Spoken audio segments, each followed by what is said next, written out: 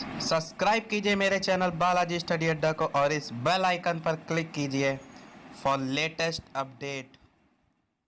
Welcome to Balaji Study Adda. नमस्कार दोस्तों, Balaji study अड्डा में आपका स्वागत है। जैसा कि संस्कृत के पिछले वीडियो में हमने 1 से 50 तक संस्कृत की गिनतियों के बारे में बात की थी। अगर वो पिछला वीडियो आपने नहीं देखा है, साइड में जो आई बटन है उस पर क्लिक करके आप वो देख सकते हैं। कंप्लीट प्लेलिस्ट संस्कृत की आपको इसी वीडियो के डिस्क्रिप्शन लिंक में मिल जाएगी। आज के वीडियो में हम बात करेंगे माहेश्वर सूत्र के बारे में। तो सबसे पहले बात करते हैं कि माहेश्वर जो सूत्र हैं वो आए कहाँ से हैं। तो काफ़ी मान्यताएं हमारे भारत देश में भी हैं, या कह सकते हैं हमारे विश्व में बहुत सी मान्यताओं पर आधारित चीज़ें जो हैं हमें देखने को मिलती हैं। तो उन्हीं मान्यताओं में से ऐसा माना जाता है कि जो भगवान शंकर जी हैं, इनके डमरू से जो है, यानी कि इन्होंने 14 बार डमरू बजाए थे, उस प्रकार जो है वो 14 ध्वनियाँ उत्पन्न हुई थी। इन्हीं 14 ध्वनियों को जो है तो महर्षि पाणिनि थे 14 सूत्रों के रूप में जो है वो वर्गीकृत किया था। तो इस प्रकार हम कह सकते हैं कि पाणिनि के द्वारा जो है वो जो माहेश्वर सूत्र थे वो दिए गए थे। तो ये तो बात हो गई कि माहेश्वर सूत्र आए कहाँ थे। बात करें अगर इससे किस प्रकार के प्रश्न आते, तो सबसे पहले पूछा जाता है इससे प्रश्न कि माहेश्वर सूत्रों की संख्या कितनी है। तो टोटल 14 सूत्र जो हैं वो इसमें हैं। बात की जाए अगर स्वर और व्यंजन की दृष्टि से जो है क्या विभाजन है, तो स्वरों में जो है वो शुरुआत के 4 जो सूत्र हैं उनको रखा गया है, और जो व्यंजन है उसमें बाद के जो है वो 10 सूत्रों को रखा गया है। यानी कि बाद के 10 और स्टार्टिंग के 4 जो सूत्र हैं उनको मिलाकर जो है वो माहेश्वर सूत्रों की संख्या 14 होती है। अब हम बात करते हैं कौन कौन से सूत्र हैं। तो पहला सूत्र है हमारा आ ई उ ड़। दूसरा सूत्र है हमारा री ल क। तीसरा सूत्र है हमारा ए औ और अंग। और चौथा सूत्र है हमारा ए औ और च। तो आप ये देखिए स्वर के अंतर्गत जो है ये 4 सूत्रों को जो है वो रखा गया है। तो अगर आप एक चीज़ नोटिस करेंगे तो जो भी सूत्र है जो उसके अंत में वर्ण लिखा है उसमें सभी में जो है वो हलंत लगा हुआ है। हलंत क्या होता है, नीचे देखिए आप, ये छोटी सी लाइन जो खिंची होती है इसको हम हलंत कहते हैं। तो ये जो हलंत होता है हम इसे इत कहते हैं। जो हलंत होता है इसे जो है हम इत कहते हैं।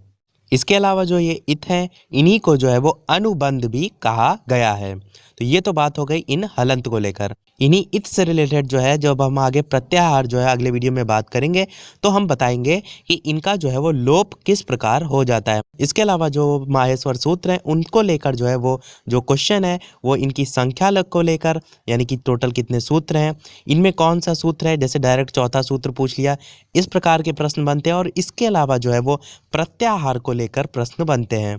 प्रत्याहार की बात जो है हम अगले वीडियो में करेंगे, पर प्रत्याहार को जो है समझने से पहले आपको ये जो 14 सूत्र हैं वो याद होने चाहिए। इसलिए जो है मैंने पहले इन 14 सूत्रों को पढ़ा है, उसके बाद जो है मैं प्रत्याहार को अगले वीडियो में पढ़ाऊंगा। इसके अलावा जो शुरुआत के 4 सूत्र हैं जो कि स्वर के अंतर्गत आते हैं, इनको जो है हम अच कहते हैं। अब अच क्यों कहते हैं इसको समझिए। अच इसलिए कहते हैं कि पहला सूत्र का जो आप पहला वर्ड देखेंगे वो है हमारा आ, और इसी प्रकार जो स्वरों का चौथा जो है जो सूत्र है उसका अंतिम देखिए वर्ण तो चा। इसी आ और चा से मिलकर जो है इसे हम अच कहते हैं। यानी कि जो शुरुआत के 4 सूत्र हैं उनको हम अच कहते हैं, और ये जो अच है वो एक प्रत्याहार होता है। चलिए बात करते हैं जो अगले सूत्र हैं जो कि व्यंजन के अंतर्गत आते हैं उनकी। इसी प्रकार बात करते हैं व्यंजन के अंतर्गत सूत्र। तो टोटल 5 से लेकर जो है वो 14 सूत्र तक जो है वो हमारे व्यंजन के अंतर्गत आते हैं। तो बात करते हैं 5वें सूत्र की। तो 5वां सूत्र है हमारा हा या वा रा और ट।